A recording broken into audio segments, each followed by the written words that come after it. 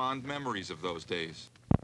The thread that ran through the whole fabric of competition was that, hey, this is going to be our last shot to do it as AT&T, and let's go out and show them that we can go out a winner. And let's develop a type of posture that says, hey, okay, you know, this is how we were in '82 and '83, but watch out for '84 because we're going to be competitive. For Al Kasten this summer, there will be no California unless he puts together a team to represent his new corporation, Bell Atlantic. 1984, AT&T is going to send a team out there, and I'm not going to be part of it, and that's going to affect me. At 48, Kasten is a grandfather. He's an installation methods manager for New Jersey Bell.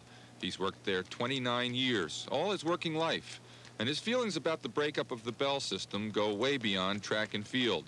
Well, from a very personal point of view, it's very emotional and very traumatic. And I guess I could liken it to perhaps a divorce, separation from friends, very close friends, or a loved one that you may never see again. It's more than perhaps just changing a job or going with another corporation. It's a way of life that's literally changing. 4, 3, 2, Happy New Year! New Year's Day 1984 was a Sunday. People went back to work on Tuesday the 3rd. At the headquarters of the New Jersey Bell Company in Newark, the morning began with a birthday party. It was day one in the life of a new parent company, Bell Atlantic. There's a big piece of cake for you. There you go. Happy birthday. For 2 years, everyone in the Bell system had been pointing toward this day, and a lot of preparation had gone into it. Throughout the country, signs had been pulled down, logos had been scraped away, enormous amounts of office equipment and files had been moved, new logos had gone up, all as part of the largest corporate reorganization in history.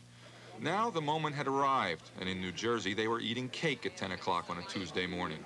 The week before, these people had worked for the largest corporation in the world. Today, Exxon was the largest corporation in the world. The president of New Jersey Bell tried to strike an upbeat note. When we all look backward, 50, 30, 90 years from now, however we're all going to live, we'll look back on this day as a great new day for New Jersey Bell as part of its new corporation, Bell Atlantic.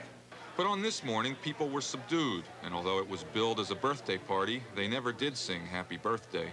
I think it's unfortunate for the people who do not understand it. And that includes even some of us who work for the company. We can't understand why the government wanted to break us up since we were doing such a good job. Why did the government break up a perfectly good telephone system? It's a question a lot of people have been asking. I'm Michael Aaron, and in this hour we'll try to answer that question. But the focus of our program is what the breakup meant to the people of the Bell system. We're not going to talk about your phone bill or getting a phone repaired. The consumer side of the story has been well told. What we will do is take you inside the telephone company, show you what an enormous task it was to break it up, and how wrenching it was for many of the people involved.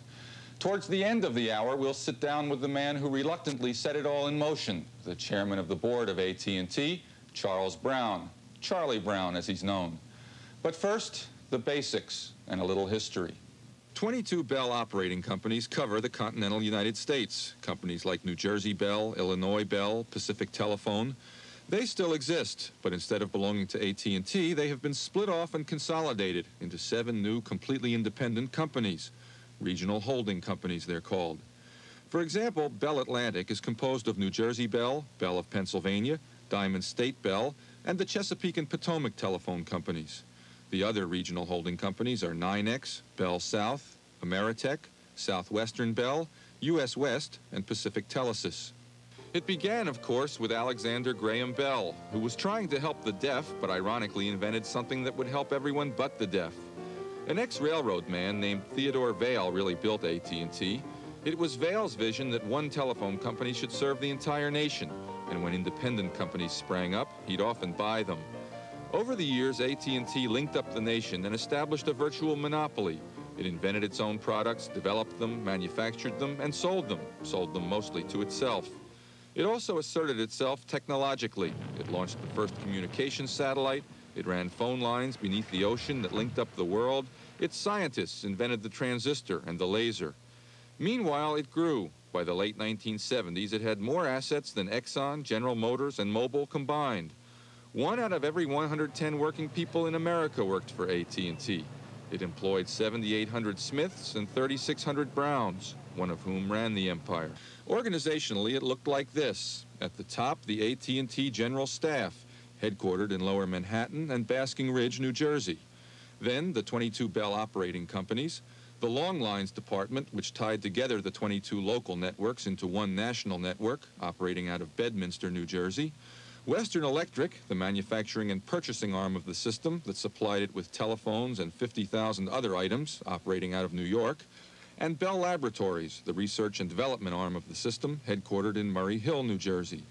It was big, but we have a distrust of bigness in this country, and almost since the beginning, the federal government has worried about the size of AT&T.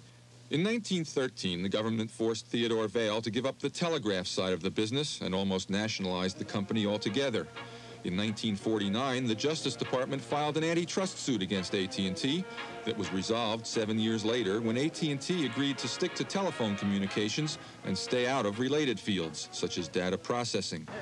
Then in the late 1960s, the Federal Communications Commission started opening up the telephone industry to competition. Among other things, it ruled that would-be long-distance firms, such as MCI, must be allowed to wire themselves into the Bell network. The officers of AT&T tried to thwart the competition, for example, by making you dial 14 digits to get a line. And the new firms cried, "Unfair." So in 1974, the Justice Department filed another suit against AT&T, this time for failing to give other companies a fair shot at the long-distance market. The lead attorney on the case at the time was a young lawyer in the Antitrust Division named Philip Verveer. By the time I became involved with the matter, it was September of 1973, and there were very serious complaints lodged by both long-distance companies that were trying to compete with AT&T's long lines department, who could not obtain adequate interconnections with the local Bell operating companies to compete, and also from terminal equipment manufacturers, the people who manufacture telephone handsets and things of that nature, who felt that they were being deprived of an opportunity to sell or lease their products and interconnect them to the lines of the Bell operating companies. Now, those factual complaints were the things that I think in the first instance motivated the Justice Department. But simultaneously with the concerns about the factual anti-competitive acts was a set of theoretical concerns that led the department, people in the department, to believe that a company structured the way AT&T was presently structured, with 3 monopolies, long distance, local exchange, and equipment, could not operate as dynamically, as efficiently, as much in the public interest as if it were restructured. In other words, the trust busters wanted to break up the biggest monopoly in the world. Some people speculate that Watergate played a role in this, that the Nixon White House, with its pro-business orientation, probably would have blocked the lawsuit if everyone there hadn't been so distracted by Watergate. I think there's little reason to doubt that the consequences of Watergate made it easier for the Antitrust Division to get approval to file the suit. But this is, there's no question, this was a very major step directed at an infrastructure industry. And it is quite possible that, except for the fallout of Watergate, the White House might well have decided that this is something that shouldn't have gone forward. But go forward it did. After 7 years of pretrial maneuvering, a trial finally began. This, in essence, was the government's case against AT&T. This was AT&T's reply. The trial was held here at the U.S. Courthouse in the District of Columbia, Judge Harold Green presiding. Look at the number of antitrust attorneys who worked on the case for the Justice Department. AT&T had nearly twice as many attorneys. The trial had been going 10 months and had produced 92 witnesses when it was suddenly interrupted by a surprise announcement. The 2 parties had agreed to settle. This is a historic decision without any question. I believe we've chosen the right course, although clearly it was not the solution that we sought. Charles Lee Brown, the chairman of AT&T, who began his career climbing telephone poles, whose mother and father both worked for the phone company, was announcing that he had agreed to break it apart. His emotions almost got the best of him. We have served the public very well since the Bell system began, and we're going to continue to do that service job. That's our business. I speak for all of us in the Bell system when I tell you that we look forward to getting out of court and back to business. The agreement called for AT&T to keep its manufacturing arm, its research arm, and its long-distance business, but to divest itself of the 22 operating companies. In return, AT&T would be deregulated and become free to compete in virtually any business it wanted to, including computers. Why did Charlie Brown give in? That was the question on everyone's mind. Alfred Kahn, an economist at Cornell, was President Carter's chief inflation fighter. He's the man who deregulated the airlines, and he's been a consultant to AT&T off and on since 1968. First of all, I think he saw the handwriting on the wall, that it looked as though Judge Green was going to find them in violation of the antitrust laws. Now, that's, of course, speculation, and Judge Green himself has said you mustn't be misled by the violence of some of my language at the point when I rejected the application of AT&T for a summary dismissal of the case. And he wrote some language that certainly looked as though he was prepared to find them in violation of the antitrust laws. And he may not have after having heard AT&T's defense. The fact is that Charlie Brown saw that it was going to drag on a long time. Success was by no means assured. I think that if you had to bet, you'd bet that they would be found in violation. And he thought, while competition is coming in and we are being subjected to this erosion of our market position, let's see if we can get a settlement that'll end this thing. A second reason was that AT&T wanted badly to get into the computer business. In the 40s, when Bell scientists invented the transistor that would form the basis of computer technology, telephones and computers were two different fields.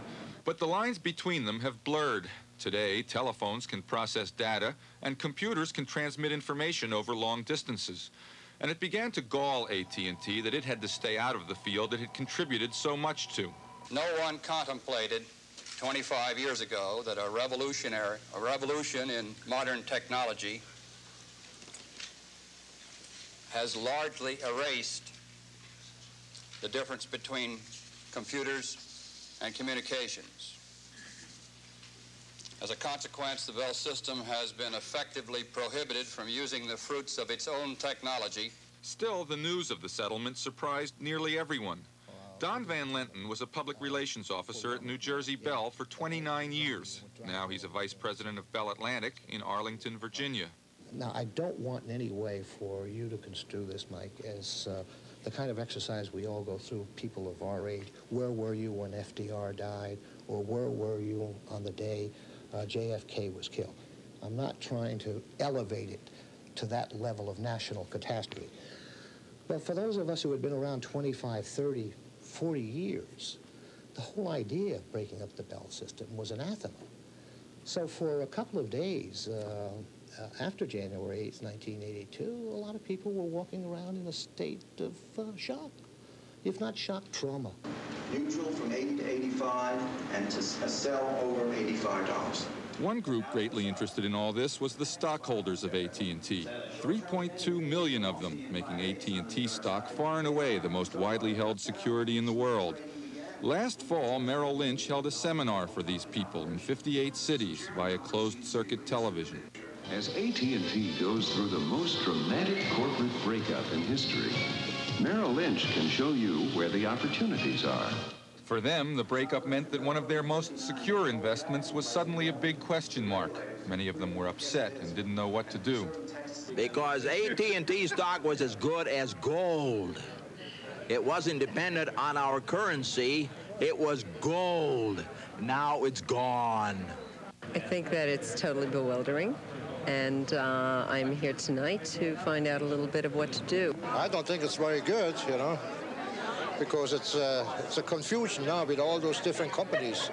Obviously, another interested group is the customers of the Bell system. Little customers like you and me, but also the biggest customer, the Defense Department. It's worried not only about its phone bill, but about national security as well. The department spends $1.3 billion on phone service each year, and some of that pays for special circuits that connect elements of the nation's nuclear defense system, which is why Defense Secretary Caspar Weinberger argued against the breakup before Judge Green. Deputy Undersecretary for Communications Donald Latham. Now we will have to deal with the long-distance entity, which will still largely be AT&T. However, now we will have to deal with a local phone company or maybe phone companies at the end of the circuit at point A and maybe phone companies at the end of point B. So we'll have to deal with more people and more companies in order to make sure that we get the kind of circuits in that we want and that they can have the service that we need and so on. So one of the circuits, for example, that we want to make sure is absolutely there all the time is the SAC Primary Alerting Network. That's the name of the net, and it's a network in which you pick up a phone at the SAC headquarters, and it immediately rings, so to speak, literally, in a number of other places in the United States, and we pay for that kind of service, and we must have it. And yes, it uses the commercial telephone system. We asked how divestiture might affect the famous hotline, only to learn that the hotline is not a telephone at all. Today, it consists of a low-speed teletype writer in this building and a low-speed teletype writer in a building in Moscow, connected together through two diverse routes between here and the Soviet Union. If the president wants to make a phone call to the Soviet Union, he can certainly do that, but that's not what the hotline is. Still another interested group is the suppliers of the Bell system. 45,000 of them, companies like General Machine Products in Trevose, Pennsylvania.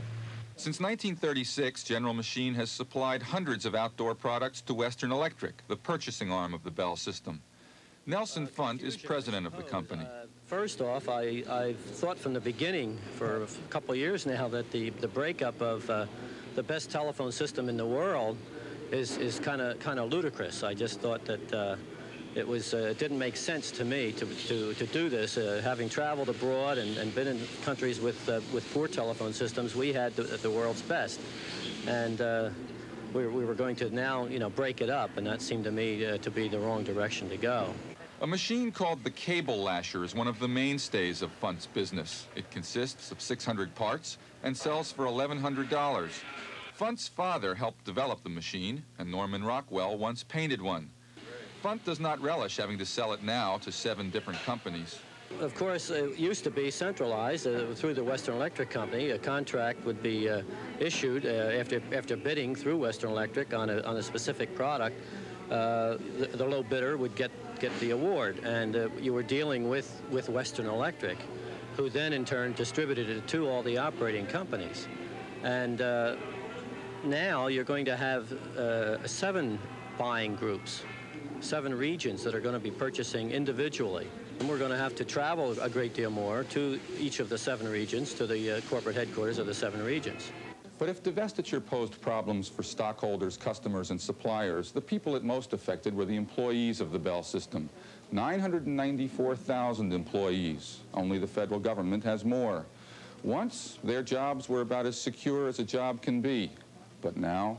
The toughest part of the last year or last year and a half has been the uncertainty that we have faced. There was a certain amount of uncertainty in terms of what I do. The most frustrating part, at least for me personally, has been the fact that the ground rules have not been certain. There's a lot more uncertainty. People's first concern was, will I have a job? And if so, where? My chief concern was to continue to make a living, which I'm kind of fond of eating. My first impression was, where would I go from here? Would the office still be here? I didn't know if we're going to go through that. I didn't know if we're going to go back to the old company. I really didn't know what was going to happen. A lot of the old-timers were upset. They didn't know whether they were coming or going. The anxiety was building up over quite a long period of time, I think, among employees. And most of us had a lot of time to think about what we were going to do if we had an option. 2/3 of the workforce is unionized, and many of those people sought help from their unions. Now, I, for one, in 1 year, did 65 membership meetings in my district of Bell locals. In that 1 year, I saw 20,000 members. More members came out to these meetings than any time in our history. In order to minimize the confusion that this whole breakup has caused. When not worrying about themselves, they worried about the company, the phone system, and their ability to perform. The other thing is that AT&T, even as an outsider, I have to say, down to the last lineman or operator in the system, had an incredible esprit de corps. You know, they really thought of themselves as a family. People would devote their lives and careers to AT&T. I mean, I know that that's true. And that was connected with a service mentality. Whether our critics liked it or not, there was something that brought Bell System people together, and what brought them together was the sense of doing a public service and doing it very well. And make sure they understand how to do business with you and how you can help them through this period. There's no question that customers are confused out there. So it was like breaking a family apart. 50,000 operators would be shifted from local Bell companies to the new AT&T. So would 50,000 installers and repairmen. Executives would be relocated. Friends and colleagues would be separated. In medical departments throughout the Bell system, company doctors worried about the stress all this would cause. It's almost like losing a member of your family. So many of the people here have worked for the Bell system for 25 and 30 years. They grew up with the Bell system. They were used to the Bell system, and now suddenly they're told that the Bell system is dead. They say that breaking up is hard to do. Now I know that it's true. Meanwhile, at AT&T headquarters, somebody had to be in charge of divestiture. Somebody had to plan and execute the whole thing. That person was William Sharwell, a senior vice president and a 30-year veteran of the Bell system. Actually, the agreement of January the 8th really described the end process, the end point of a process.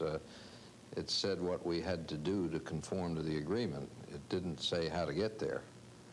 So we spent virtually the whole year 1982 in planning this. 1982 was a year of planning, 1983 was a year of implementation, 1984 is a year living with it.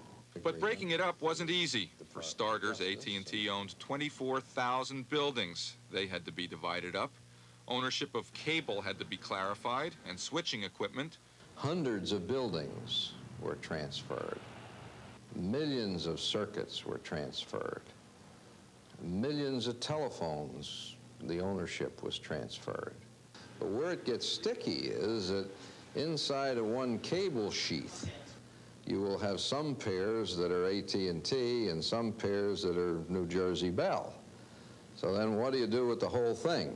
Buildings housing both local and long-distance equipment sometimes had to be split in half.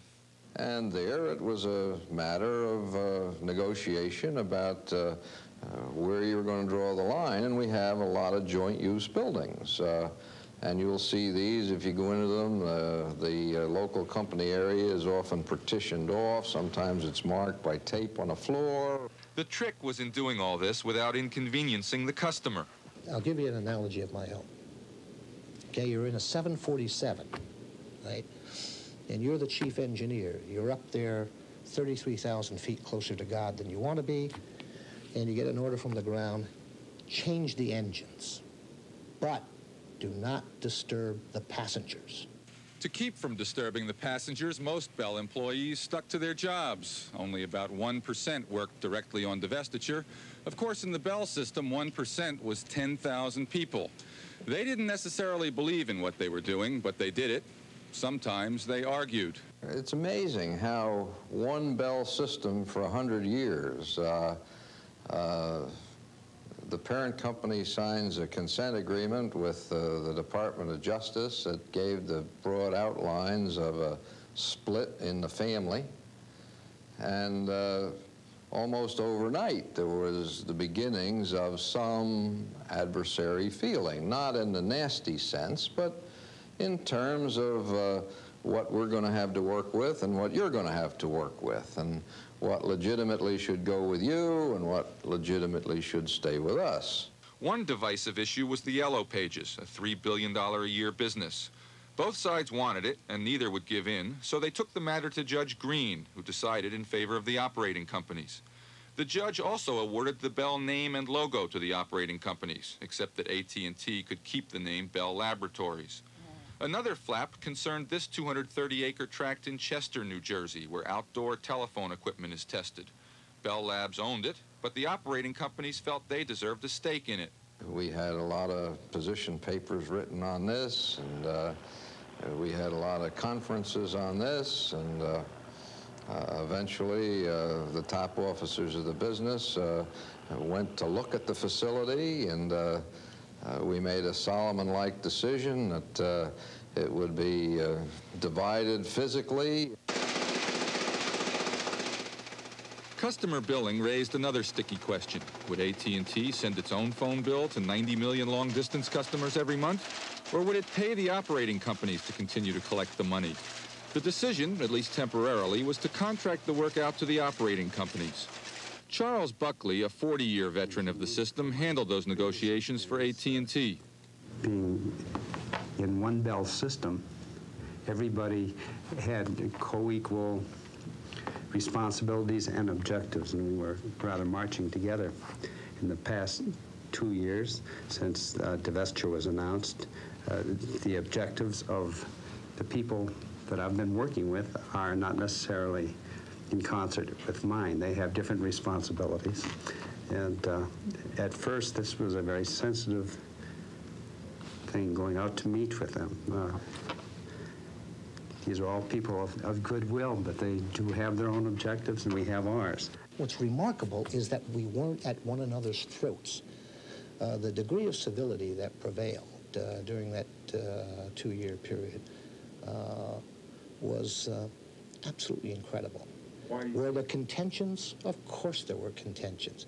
Has it happened without pain? Considerable amount of pain. Considerable amount of pain. In August of 1983, AT&T submitted to Judge Green for his approval a final plan of reorganization. Built into it was a guiding principle: an employee shall follow his work. And that's in Newark? I show nothing under those initials in Newark, ma'am. Directory assistance. You say Hess Oil, right? Okay, Trenton is in the 609 area code. Dial 411 and you get local directory assistance. 411 operators have stayed with the local Bell operating companies. But dial 0, followed by a 9-digit number, and you get a long-distance operator. Steve, Alice calling you collect. Will you accept?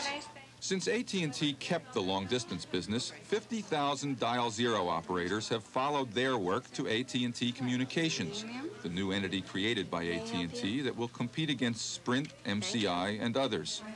Tony is making the call and billing it to your phone. Excuse me. What is your last name, sir? Thank you. Kazani. Well, he's billing it to your phone. Do you know him? These operators and these operators work in the same building.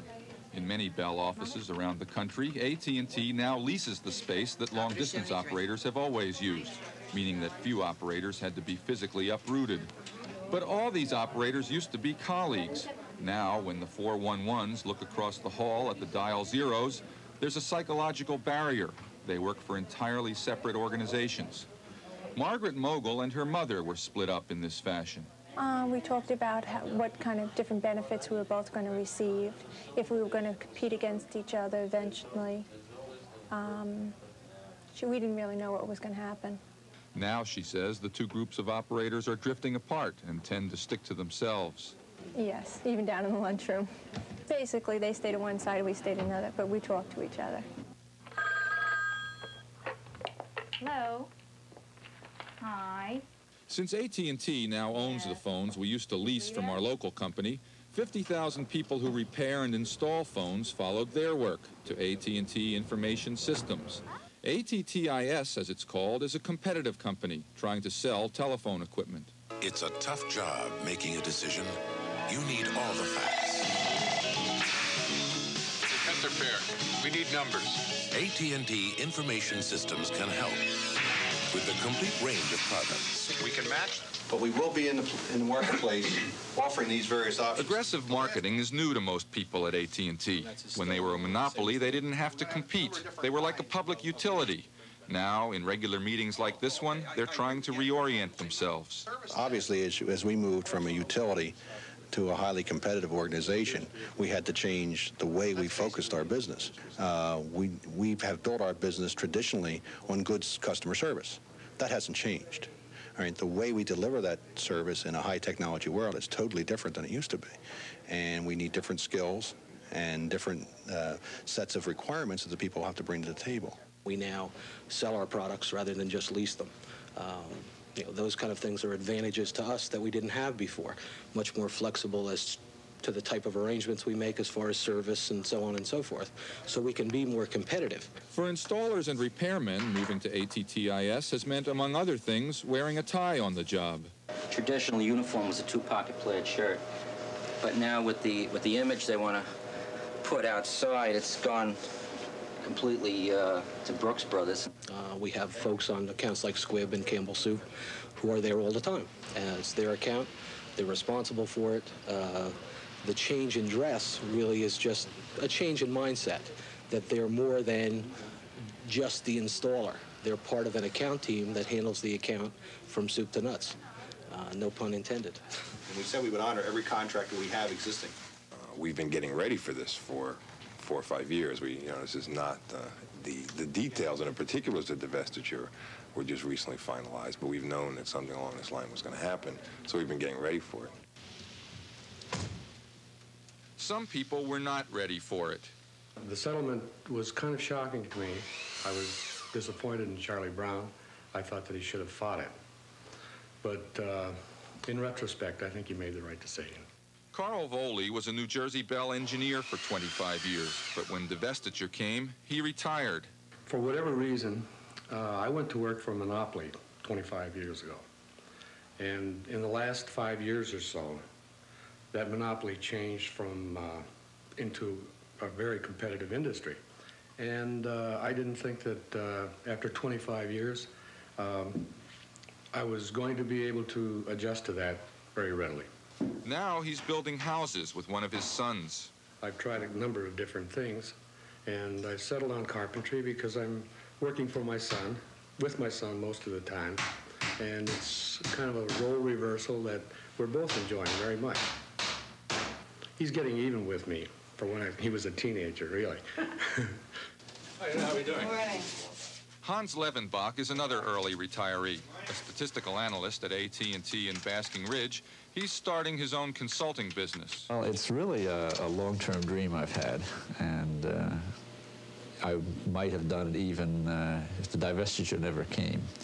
I've always wanted to run an operation like I have here on my own without reporting to any bosses, although I've had great bosses.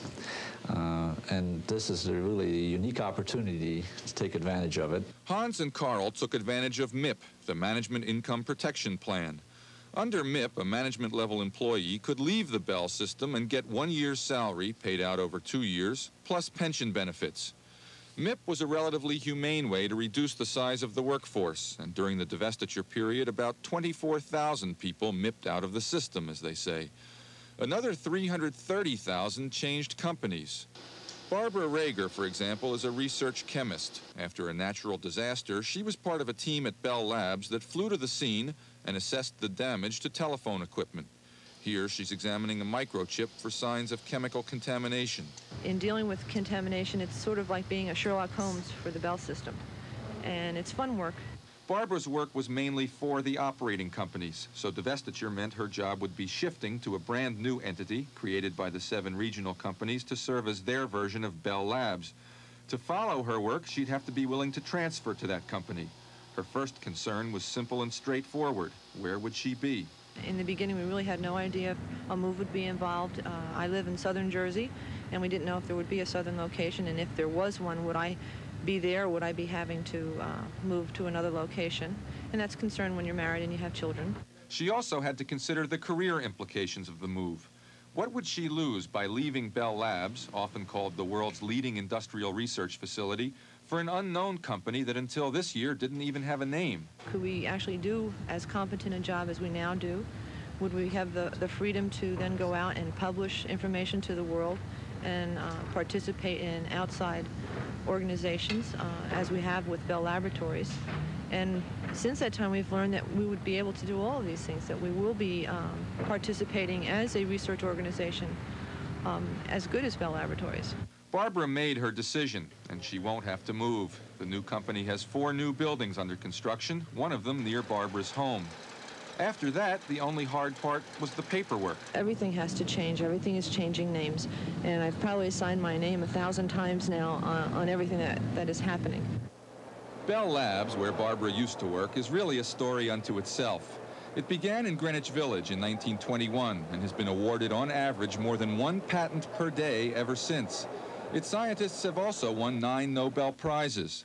The transistor and the laser were invented here. The computer term bit originated here. Operating out of enormous buildings in 3 New Jersey towns, Bell Labs is like a large university with no students, only faculty. 25,000 of them before divestiture, 18,000 today. 2,000 have PhDs, the largest concentration of PhDs anywhere.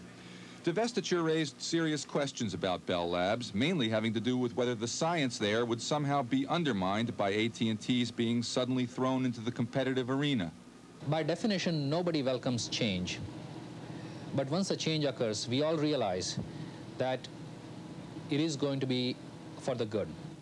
Kumar Patel, a 20-year veteran of Bell Labs, is the inventor of the carbon dioxide laser used in manufacturing and cancer treatment. He also supervises 280 physicists engaged in pure research. If we talk about research, that idea about getting there first has always been there.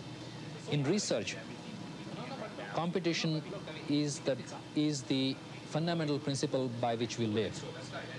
Competition is there all the time because in research, being second has 0 value. You have to be there first. But will too much pressure be put on the scientists now? Nobody who is responsible for near-term profitability or producing a product tomorrow is going to tell us or is interested in telling us what to do, because AT&T over the years has clearly recognized that one has to make a separation between the people who provide the funding and people who make the decisions about where the next advance will occur from. I'm convinced that we have nothing to worry about. A Bell Labs engineer we spoke to expressed similar optimism.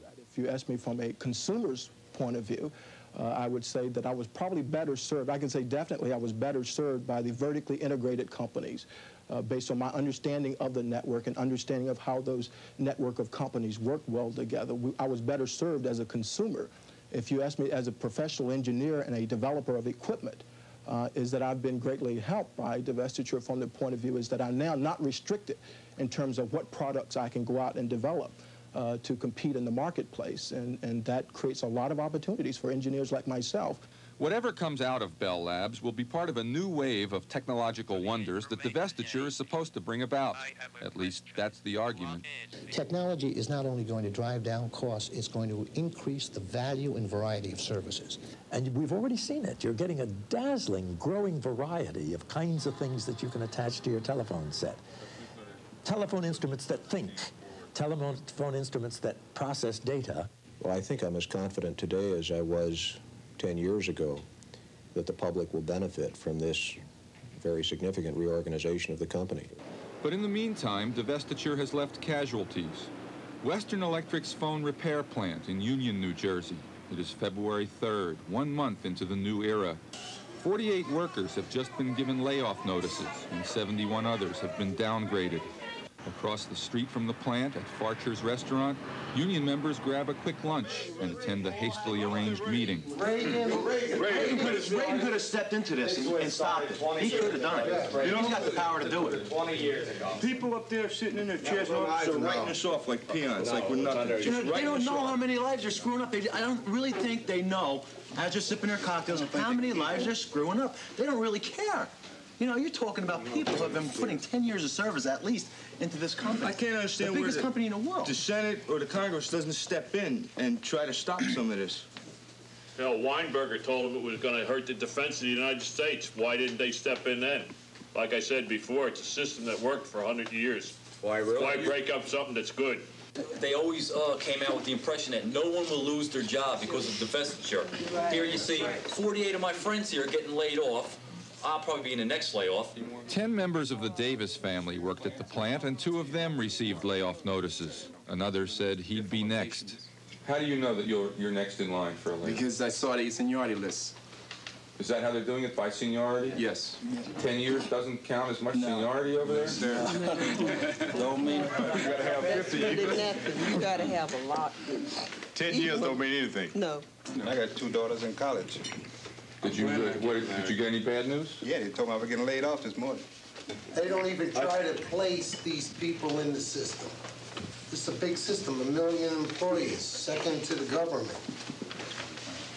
My son was laid off a year ago. No help at all. The company isn't helping us. The government, it seems like when you're number one, you're bad. This big company never asked this government for a penny. They did a lot for this country. All of a sudden, break them up. They're bad. They're number one. The name Judge Green came up. Biggest trader in American history, next to Benedict Arnold. Really? He broke up the best system in the world. You know, I think Mike Quill hit it real good when he said the judge in his black robes could drop dead. And that Judge Green ought to drop dead. He screwed the American people something fierce. Do you think one man is capable of making all the decisions that Judge Green made? Is he that smart? The bottom line of the whole thing is they'd be better off leaving well enough alone. I feel very bad, too, because I've been there 15 years, you know, and then all of a sudden, you know, I get a drop, you know, I get downgraded. How much money do you lose, if I might ask? Maybe about $20 or $30 a week, I think. And all of a sudden, they just come up to you, and you're downgraded. Why do you think it's related to divestiture? Well, everything was going along fine. Before that, they stepped in with that. This is a paper that they passed out. AT&T Consumer Products Challenge, it says divestiture brings new opportunities for AT&T Consumer Product Service Centers, which means us. Divestitures has brought nothing but seems like heartaches, nothing more. New challenges, what is that, a new challenge? This was passed out only yesterday. That was passed out yesterday? Yesterday. In the Western Electric Company, there was 30 service centers, just like the one across the street, that controlled the 50 states. Some control 1 or 2 states as a repair center. Since the divestiture, they've closed 5 service centers on the spur of the moment. 4 weeks later, management announced that this service center would close by the end of the year. The plant manager said, don't blame divestiture, blame technological progress and competition. Throughout our research for this report, we kept hearing one name over and over, Charlie Brown. It had been his decision to settle the antitrust suit. He was the one who'd given assurances to employees and to the public. We asked to see Mr. Brown, and he was amenable. We met early one morning up there on the 26th floor. Let me take you back 2 years and ask you how you came to the decision to settle the antitrust suit. Well, you have to realize that the job of anybody in a position like this is to make sure the company adapts itself to what the public expects of it. And the big job is to look around to see what it is the public expects and recognize it and do it. No company can live outside that public expectation. It was clear to me that the political decision to do something to change the industry structure was inevitable. Brown said the company was being challenged in 3 forums, the Congress, the FCC, and the courts through the antitrust suit. He said the company was also anxious to shake free from the 1956 agreement with the government that was keeping it out of the data processing business. Well, our problem was that we were restricted to what we could do with our own technology. Everybody else could come into our business, but we couldn't go in anybody else's business. And so that kind of a restriction was very, very difficult on us. Was there a moment of decision? Were you shaving one morning and you looked in the mirror and said, yeah, we've got to settle this lawsuit? No, business decisions generally aren't made that way, at least not by me. We considered a number of options over a long period of time and came to a conclusion which made sense from the analysis of those options. People speak of it as your decision, however. Was it your decision? Well, that's where the buck stops, right here. The board of directors, of course, were in the matter from way back. They were constantly with me and with the other officers in the business in deciding what we ought to do based on the alternatives we saw. But eventually it stops here. One officer of a regional holding company speaking on your behalf said, I'm sure Charlie Brown didn't join the Bell system in order someday to preside over its dissolution. It must have been a very tough decision for him and the officers. How tough a decision was it? Well, it was very, very difficult, very emotionally difficult, very physically difficult. I come from a family where my father and my mother and my sister all worked for the business. I have a great respect for its history and for its accomplishments, and it was a very difficult decision for me to make. You started out in the system laying cable underground, correct? Yes, that's right, climbing poles, and so I've been with it all my working life. Deep down, you must be proud of what you've done. I imagine you are anyway. Well, I don't think pride's got much to do with it. I did what I had to do. I did what I felt was correct, and I don't lose any sleep once I've made a decision like that. Let me ask you for a brief answer to an enormous question. Is this whole thing going to be good for the country? Oh, I've had the conviction and taken the position in more than one forum that the country in the long run will be sorry, and I think that it's very clear that people feel in the short run that it's the wrong thing to have done. It was a working system which was the envy of the world. It has yet to be decided that a fragmented telephone system has ever worked anywhere, as well as one which is controlled or the parameters of which are set from one place, be it a government bureau or whether it be a private situation such as exists here.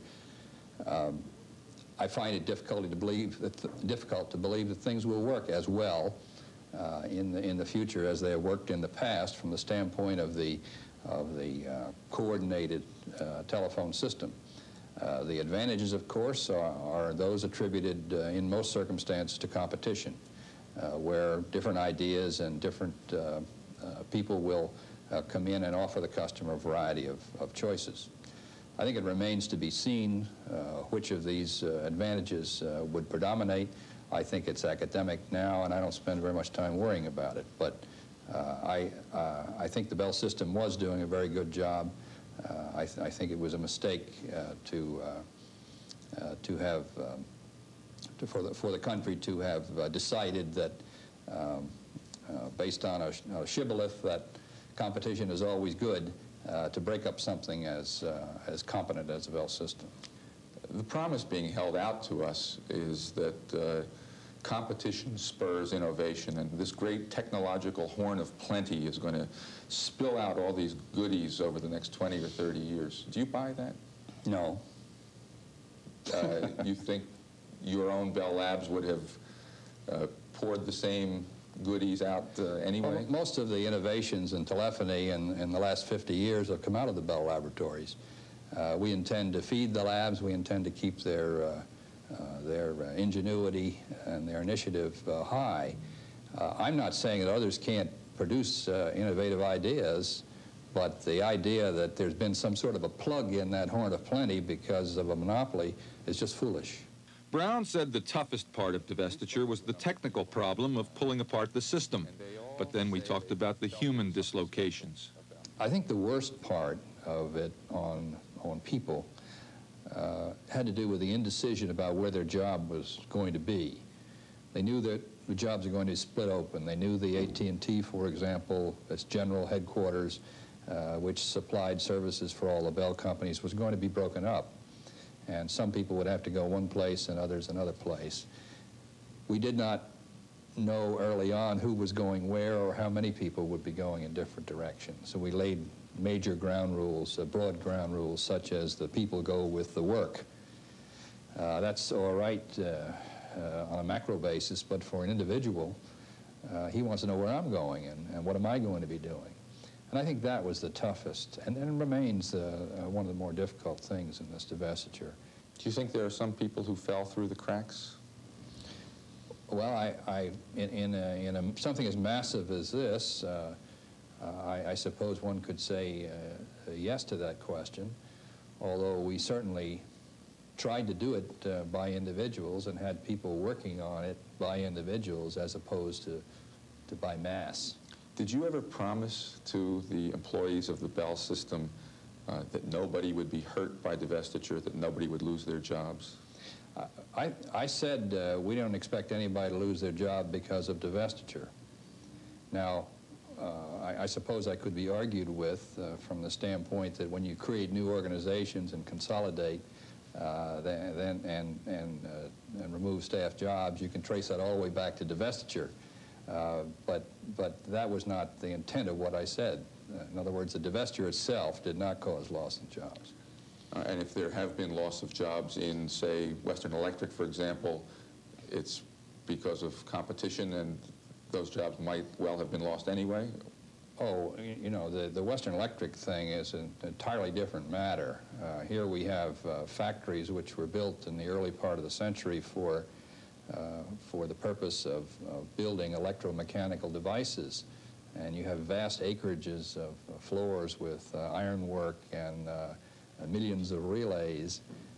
Currently, the way the technology has moved in a very, very short time is that the business done by relays and acres of floors is now done by tiny chips the size of your fingernail, or done by, instead of big copper cable, is done by tiny glass fibers. The technology is entirely different. It works in rooms built like hospital rooms, much cleaner than hospital rooms, as a matter of fact. And you cannot attribute factory closings to divestiture in that sense. It's entirely different technology and was going on progressively over time. At the end of a 25-minute conversation, we asked if there was anything Brown wanted the public to know about divestiture that we hadn't touched upon. Well, so much has been said about divestiture that I don't know if it's possible or even desirable to try to summarize a situation which is as fluid as this one is. I would ask the public for some patience. I realize there's intense confusion here. I would suggest that it wasn't our idea to begin with, and what we're trying to do is make the best of it. I'm very proud of the way people have done this divestiture inside the Bell system, considering the both physical and emotional difficulties of it. There never has been anything in the business world to approximate this reorganization. I think we've done it with some skill and some class, and I thoroughly believe that it will come out to the point where customers and employees will settle down to a normal business life. It's getting there, or so it seems. Most of us have survived divestiture without too much inconvenience. You can still call California from the East Coast. Inside the old Bell system, well, this winter, AT&T moved its corporate headquarters from Lower Manhattan, where it had been since 1916 and where its neighbors were banks and brokerage houses, to Midtown Manhattan, where its neighbors are the big firms it will be competing against in the new information age. The move, however, was in the works long before anybody knew about divestiture. In the spring, AT&T unveiled its new computers, the product it's been wanting to develop and sell for so many years. The critics were impressed, if not necessarily wowed. The regional phone companies, meanwhile, seem to be doing fine. At least they're making profits, but then they should. They are still monopolies.